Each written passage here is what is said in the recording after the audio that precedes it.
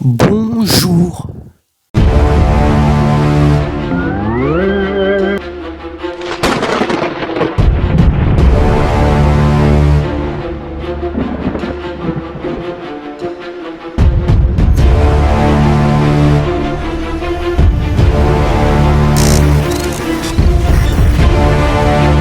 Bonjour très chers amis, dans cette vidéo on va parler de Léopold II, le deuxième roi de la Belgique.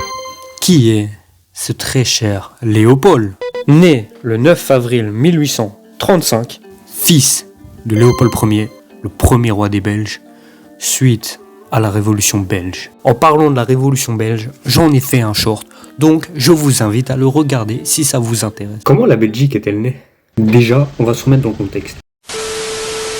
En 1835, sa mère meurt de la tuberculose alors qu'il n'a que 15 ans. En 1865, le roi Léopold I, il est mort. Et le fils Léopold II prend le trône.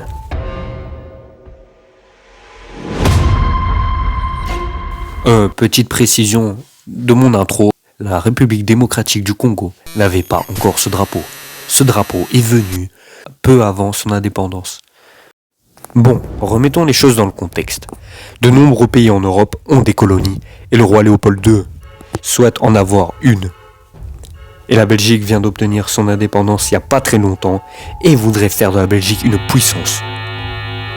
Dans les années 70, il va organiser une réunion à Bruxelles avec de grands explorateurs, des scientifiques afin d'étudier le Congo. Il créera l'Association internationale africaine. Ça va servir à financer des expéditions au Congo.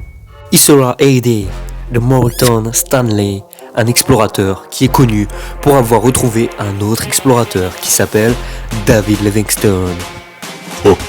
Ils vont bien évidemment être en contact avec des tribus.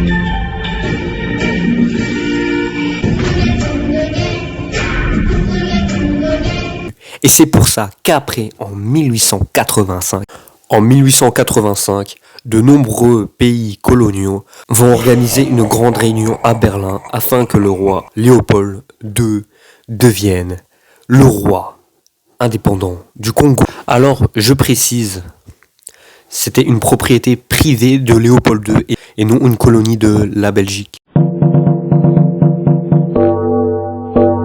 Le roi Léopold II règne comme un vrai roi absolu. Il exploite le peuple congolais. Il va construire des routes, des chemins de fer et des grands bâtiments. Et ça va coûter très cher à Léopold II. Puisqu'après, il devra rembourser tout ça. Comment? En exploitant les richesses du pays. Comment il va exploiter les richesses naturelles? Par le peuple. Il va prendre les défenses des éléphants. Il va prendre le caoutchouc et tout ça. Ça vaut beaucoup d'argent tout ça. Léopold II va s'en mettre les poches. Les tribus sont brutalisées et il est même accusé de couper les mains des Congolais. En tout, il y aura plus de 9 millions de morts. Le 15 novembre 1908, il cède tout le Congo à la Belgique, puisqu'il reçoit des pressions de l'Europe vis-à-vis de ses actes. Quand la Belgique sera responsable du Congo, il y aura beaucoup moins d'actes de brutalité que par rapport à Léopold II. C'est une dinguerie, frère. C'est le deuxième roi de la Belgique qui fait déjà n'importe quoi. C'est une dinguerie. Tu vois, pour l'Allemagne, ça a pris je sais pas combien de présidents, de rois, d'empereurs.